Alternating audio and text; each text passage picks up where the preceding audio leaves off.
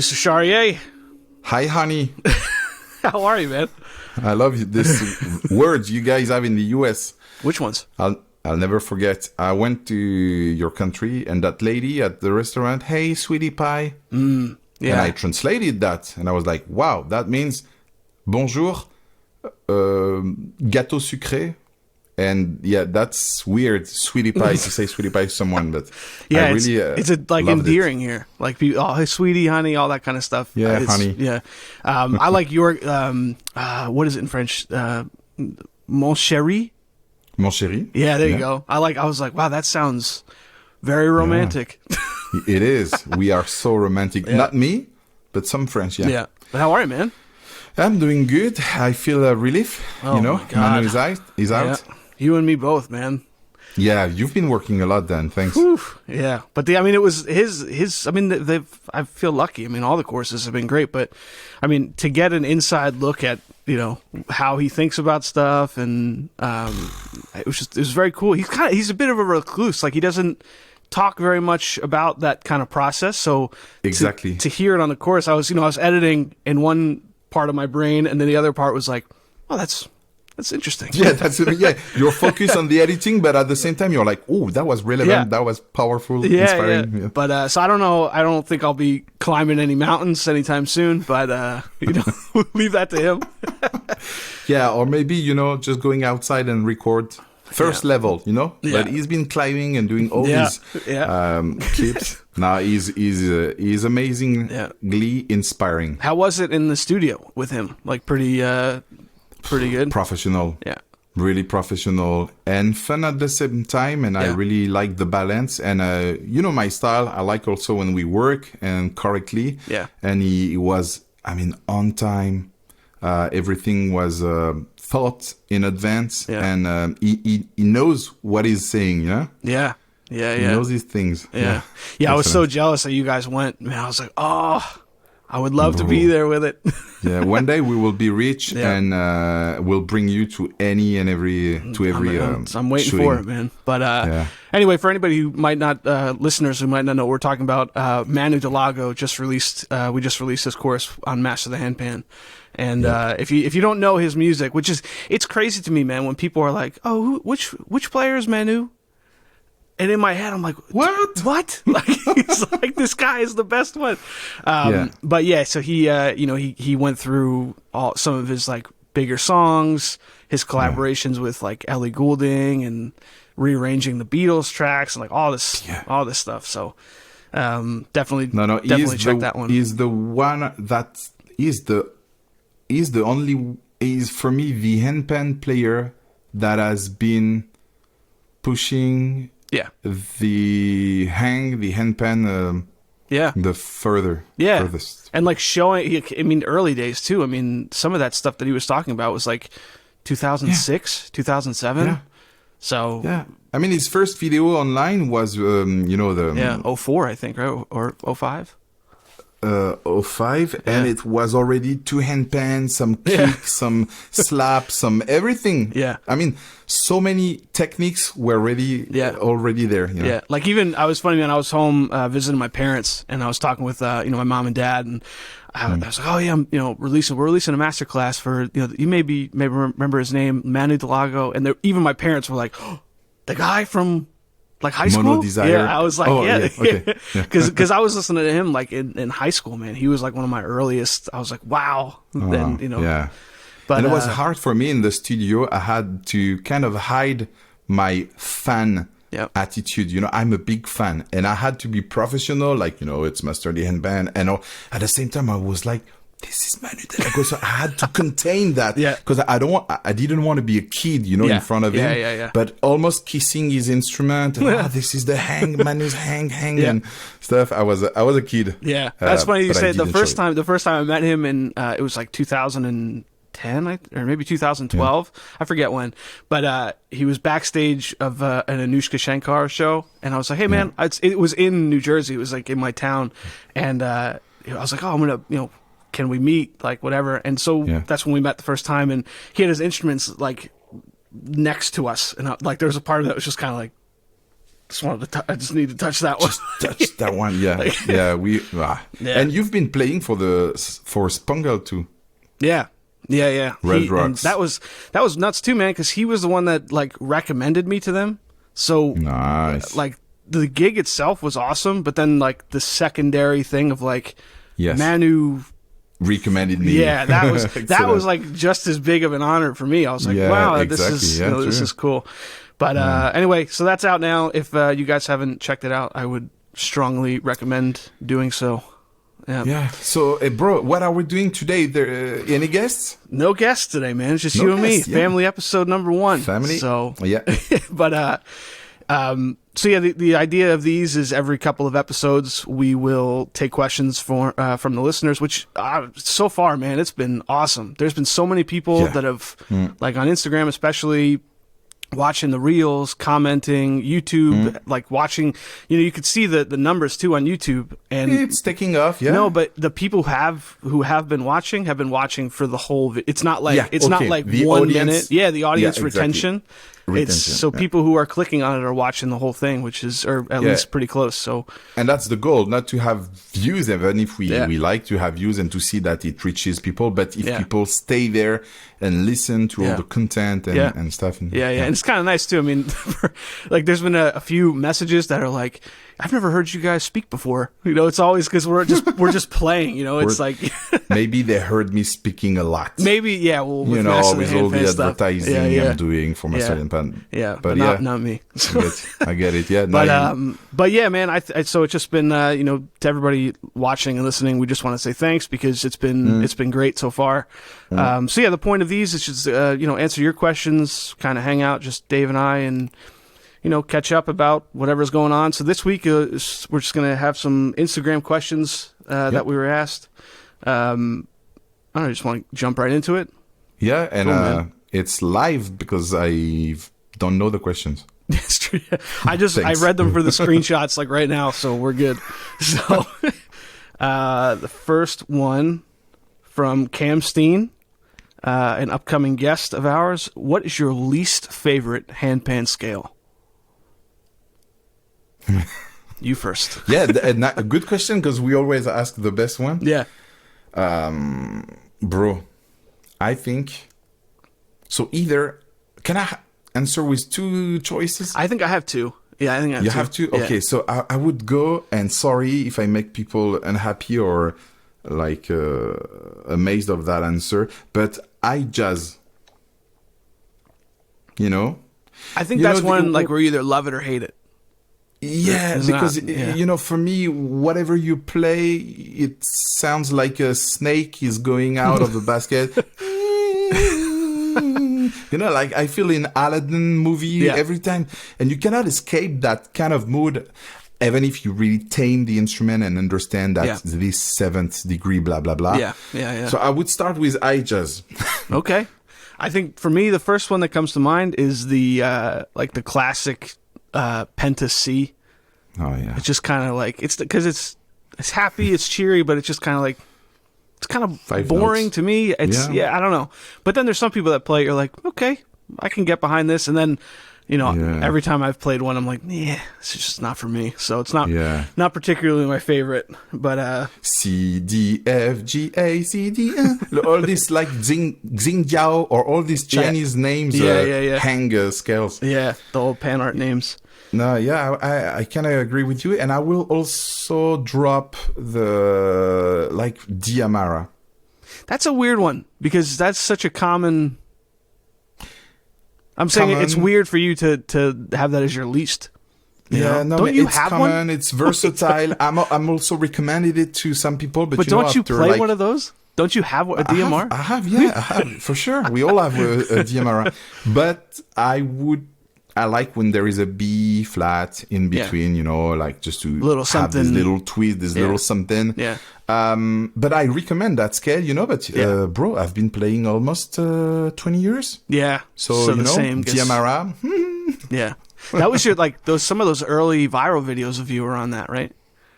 Yeah, actually, my Hang second gen is a D Mara. Yeah.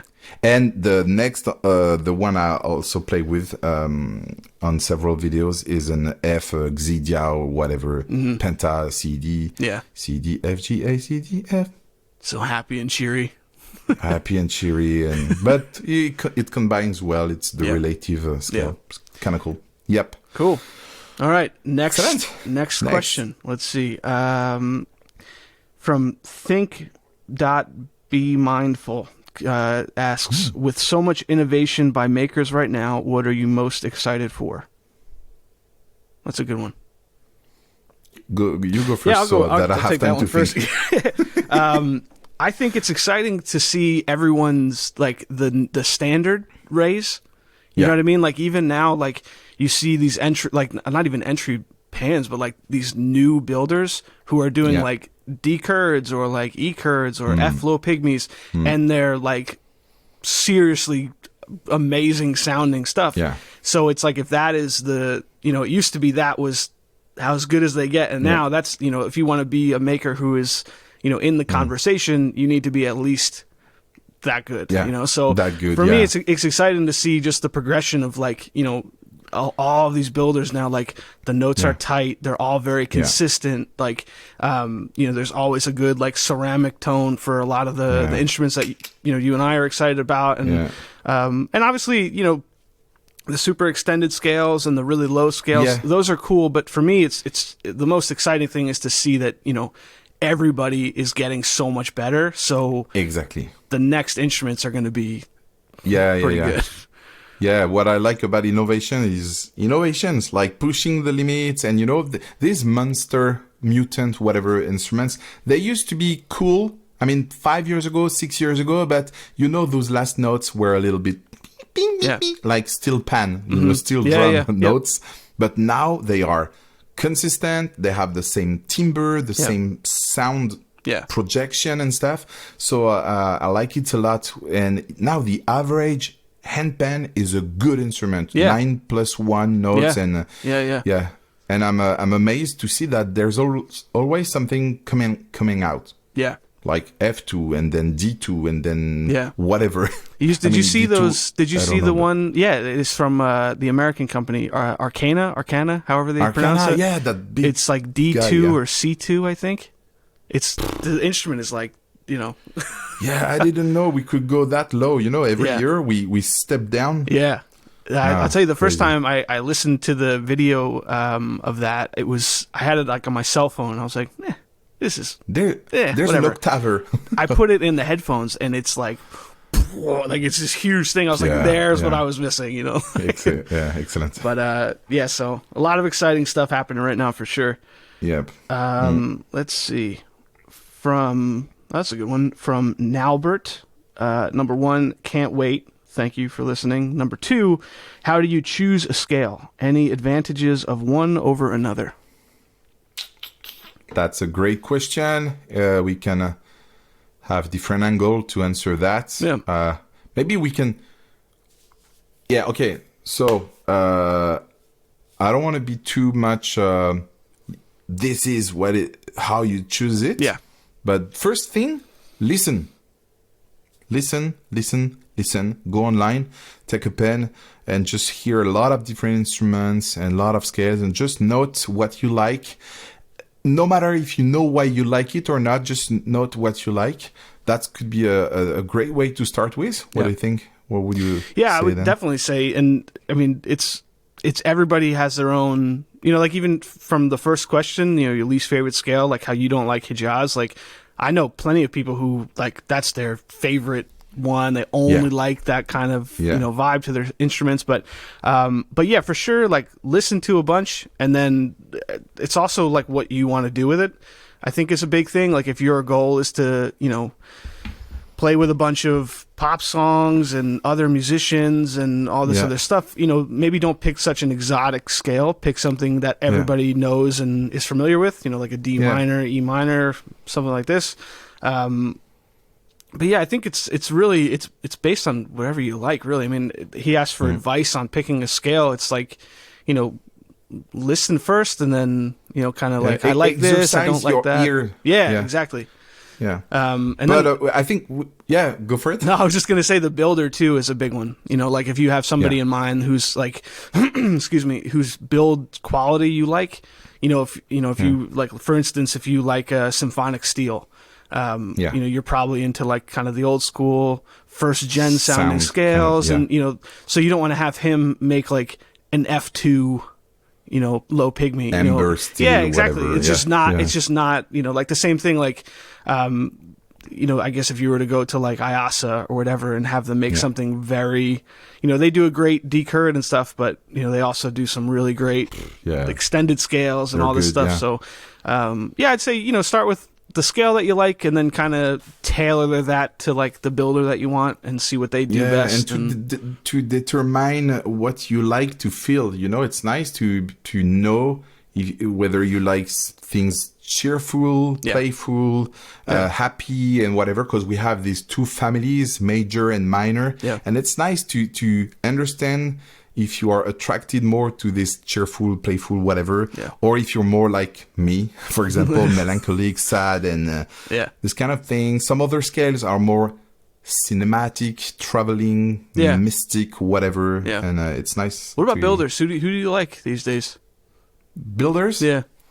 Meraki is back. I mean, it's been already a few years, 2 years, but I feel like he's really back on track with some amazing instrument and whatever I see online from him.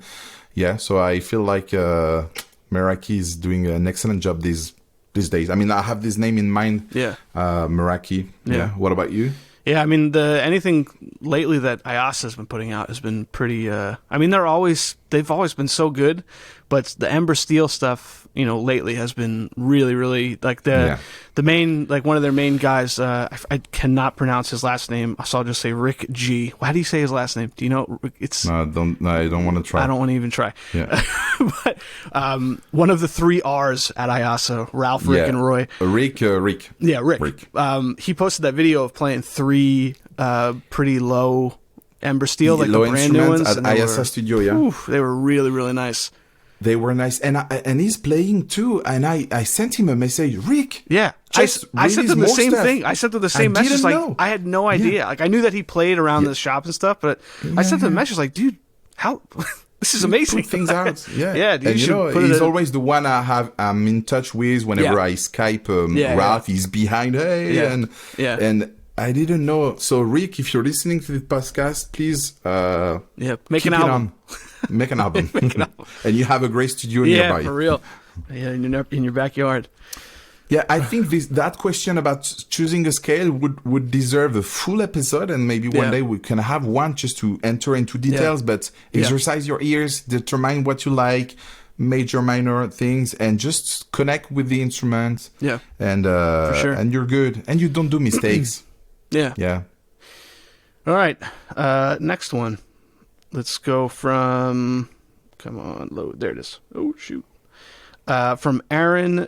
I'm just going back to that question because we could add so many things to that question, but I want to help people to relax when it comes to choose a scale. Just pick up something you connect with and you're good. And you'll be able to swap and or sell it back or whatever. And I think especially when you start getting instruments, you're like, oh, this one is great in this way, but for my next one, I want this, or I'm going to try this. And nowadays, it's easy to be like, I will change in a couple of months. Yeah. Whether 10 years ago you couldn't not like say when that. We started, man. It was one every decade. Exactly. But the Handpan Show is brought to you by Master the Handpan, the world's largest online handpan educational platform. Whether you're a beginner, intermediate, or advanced player, or want to learn from one of your favorite players, Master the Handpan has everything you need to improve your skills and have fun. Feeling lost while searching for your first handpan? Master the Handpan has you covered with our one-stop marketplace, connecting you with reputable makers to find your perfect instrument. Join our thriving community of over 15,000 handpan players and share your passion with like-minded handpan enthusiasts. Master the Handpan. Learn fast, have fun. From Aaron Jan Seeger, what do you guys like to listen to for inspiration?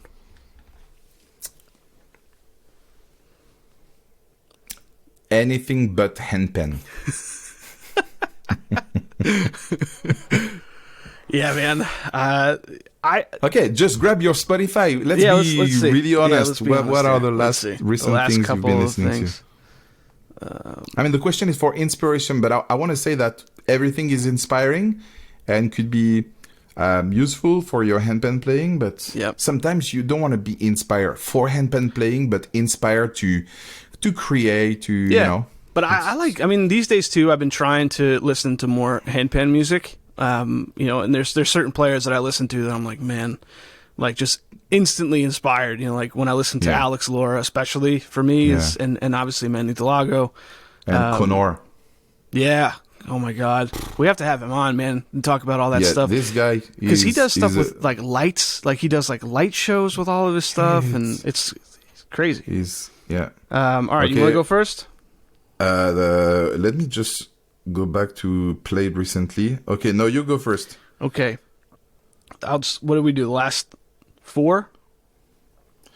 Last four. I have some kids stuff because I'm using the Spotify for that. I will say I was getting ready for the Manu interview, so I had a Manu Delago is on my last four. I have Knocked Loose. You know, it's like a hardcore band from here. Okay. They're a bunch. The Ghost Inside, one of my favorite all-time bands. Another hardcore band. Coulter Wall, he's like a country, like a Western singer-songwriter guy from here. And the last one that are not podcasts are Action Bronson. Nice. I don't know. You don't know Action Bronson? No, I'm sorry. Oh, the hip-hop guy? He does all the YouTube shorts. I'm not a hip-hop guy. Telling you, I man. mean, I used to listen to Wu-Tang, Cypress Hill, and that's it. All right. Okay, so apart from a running motivation playlist, ambient, calm, whatever. No, okay. I have here a French band, Plémo. Bro, Plémo. They are so good. It's like rock music or what? Yeah, metal. Okay. Nice metal with, you know, the real scream. Not the super high, not the but really like the powerful, the yell stuff, catchy, and really nice. Jose Gonzalez, singer-songwriter, Heartbeat and stuff. It's excellent. Johnny Flynn and Laura Marlin. I got nothing. I don't know this. That's my folk side. I'm a folk guy, bro. Yeah. And Ben Howard. I know Ben Howard. Yeah, I know Ben Howard. Not too bad. I like it. Yeah. And one more. Kids. Brahms. Classical music. Oh, classical music. Okay. Yeah. Cool, man. But yeah, I mean, to that question, I listen to a lot of, like, you know, that kind of stuff, like metal stuff a lot, and, you know, hip hop and all that kind of stuff. But if you listen to like a lot of, and I'm sure it's the same with you, where it's like with the folk music, but the structures are the same. You know, a lot of my songs are like verse, chorus, bridge, and then there's some sort of like a breakdown or like, you know, part C and part D. So even though it's not, you know, I always say like handpan music it's different metal. You know, it's a different metal music. Yeah. But exactly. But yeah, so I don't know. I get a lot of inspiration from, you know, bands like that. And yeah, and sometimes one music will inspire you for the structure, and other music will inspire you for the groove, and you know, you listen to some trap or hip hop or whatever, and you're inspired for rhythms. Sometimes you are inspired just with calm music, and then you pick up your handpan and you're like, let's just play with these three notes, but playing them properly. And do you have it? Do you have it when you like listen to music and you're like, this needs a handpan in it? This needs a handpan, and then you just like, what is the scale? Okay, these two instruments. You are doing something great with your Insta. That's where that came from. That handpan was missing. I was listening to. Do you know the singer Janae Aiko? Do you know this girl? No. She's like a bigger. She's like a bigger like hip hop R&B artist here, but she does a lot of like. She did a Teeny Desk at like for the NPR Tiny Desk one. She did one of them, and it was one of the best ones. And you know, she does stuff with like singing bowls and stuff, and like it's all stripped down. And I was listening to it, like, dude, like this needs it, man. Let's do it. But, excellent, great idea, by the way. Yeah, I like it. Nice. But all right, cool. We'll do let's do two more. Yep. Let's do 2 more here. All right. Let's see. Okay, this one I think we could do a full episode on, and I'm sure we will at some point. But Alamat_instruments asks, where do you think the global handpan world goes? Cheap versus quality and prices. Ooh, sorry, I have a phone call. Wow. Yeah, let's do a full episode on that. That could definitely, Maybe and I'm sure that'll be a full episode. It's already come up. I mean, we had, Colin on and kind of started to talk about production and all that stuff. So I'm sure once we start talking about more production, this will come up more. Yeah. But, so again, the question is where it's going to go. I think that's where it is, right? Where do you think the global handpan world goes? Cheap versus quality and prices. For me, I think I hope this doesn't piss anybody off. I don't mean it to, but I think the cheap, kind of, there's a fine line between like the cheap and then the scam instruments. Yeah. But exactly. The cheaper ones that you could buy that are, made by a person early on in their world, whatever, the cheaper ones, they serve a good purpose to some people because it's their entryway in, it's like, it's not going to be a good instrument at $300, $400, $500. It just won't be, I don't think.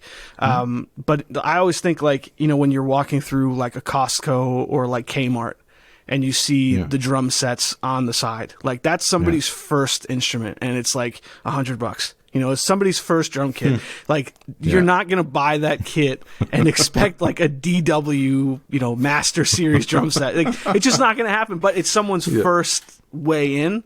And I think that's kind of like, that's kind of where it's going is there's going to be more interest and there's going to be more people wanting.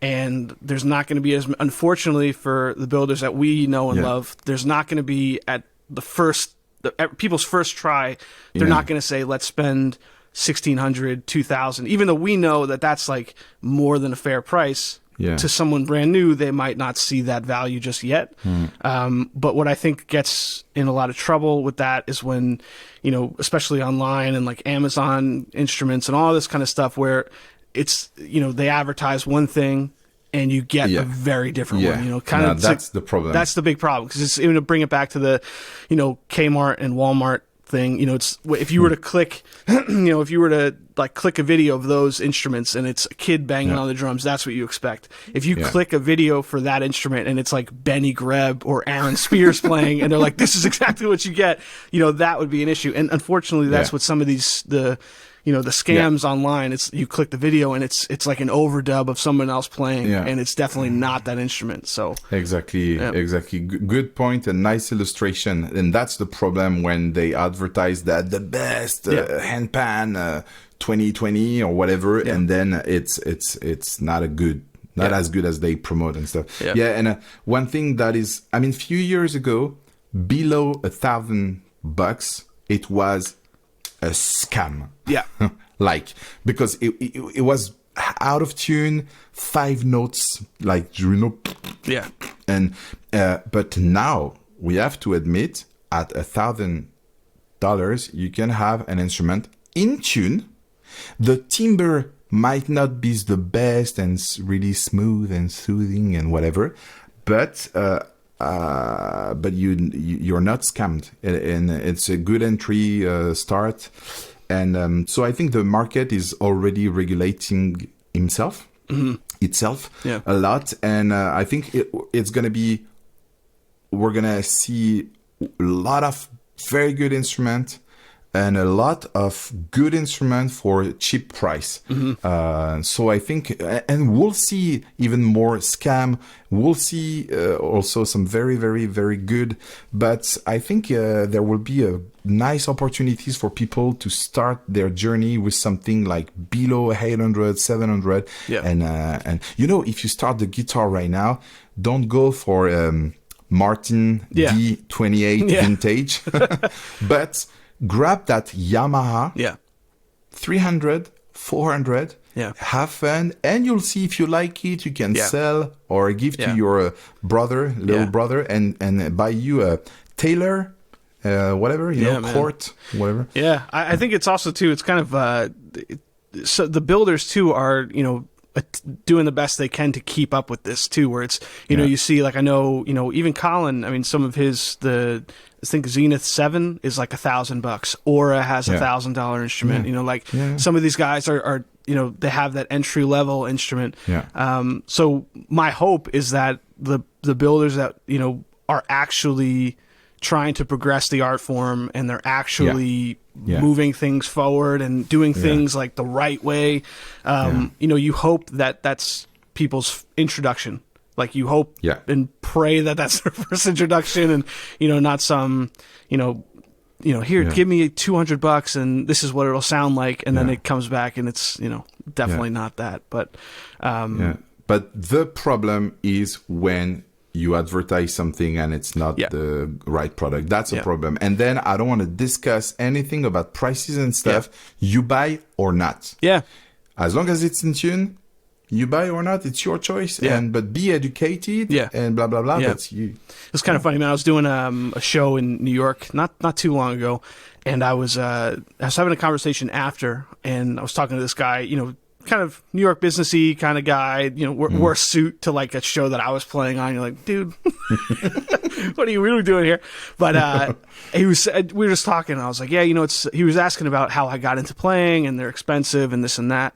And he pointed to, because I was playing I have a 21 note IASA that I play, and he pointed and he asked the price, and so I told him, I was like, listen, like, this is what it is. And you know, then he was like, huh, I thought there would be more. And I'm like, dude, every single person is like, that's so much money for that. But it's like, we know how much goes into it. So for me, I'm like, dude, the price is the price. I mean, that's, you know, it's a lot of work. But for this guy, I'm like, man, like, what a perspective difference. You know, some like super rich guy. Oh, that's it. I'll take 10 of them, you know. That's rare to hear very that, rare. Honestly. Very rare. And the price, we should do an episode on the price, but it'd be cool to have a builder on that, you know. Yes, exactly, because we're not, and people have a hard time to understand things. You're not buying how many hours did it take you to make it. I know now it takes less than 1 day. I know now. You are buying a brain, you are buying knowledge, you are buying years of losing money, you are buying everything. It's like, you know, our gigs. Man. My gig is 500, 600, 800, 1,000. You're not buying my 45 minutes performance.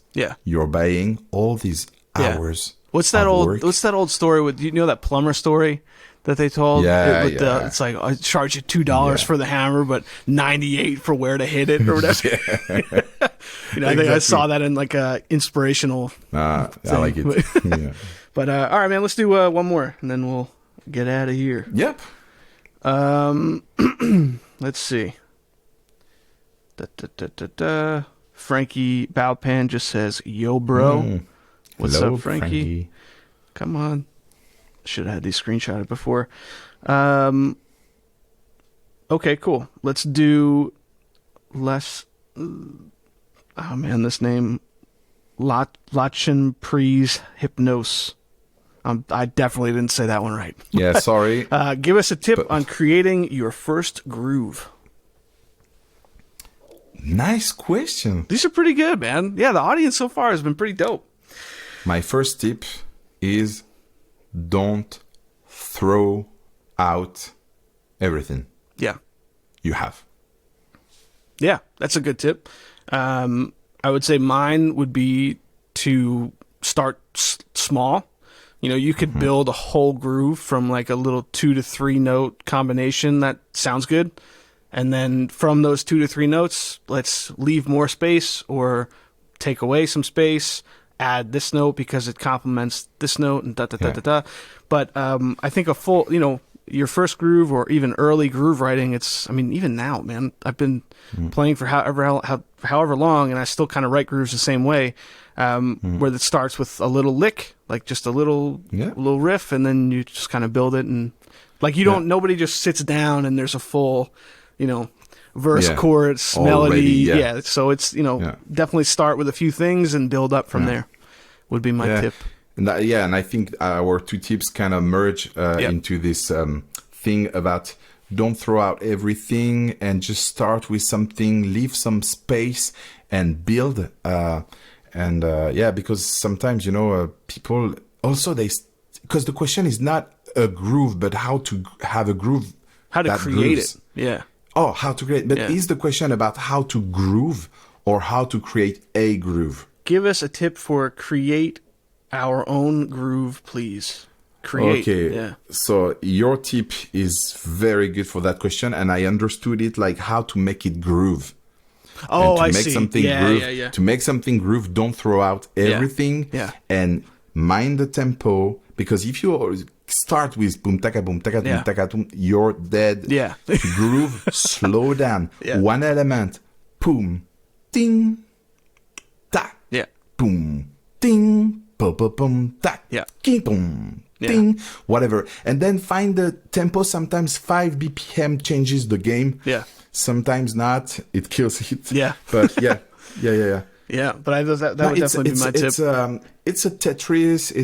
It's sometimes you build, sometimes you noodle, and you select things that were cool. And there's different way. Yeah. That would deserve also a full episode. Yeah. All right, well, cool, man. Yep. First family episode, little 5-6 questions. Let's see. Just the two of us. But we want to do a lot more of these, man. So, to everybody listening, to everybody watching, send us you can comment, you could send us an email, answer our social medias, ask your questions, what you'd like to hear us talk about. And it gives us inspiration for some full episode. I like it. Like there's a bunch of questions that they, even after the first 2 or 3. Yeah, we have 3 episode titles almost. Yeah. And that's just the ones we went through today. I mean, there's a bunch more. So exactly. Drop your questions and drop these 5 stars if you enjoyed the show. Then that's my job. I know. You asking people, annoying them. No, it's good. It helps the podcast. So exactly. Thanks. But until the next time, man, it was fun. Yes. You have a great one. You too. Talk to you soon. Ciao, ciao.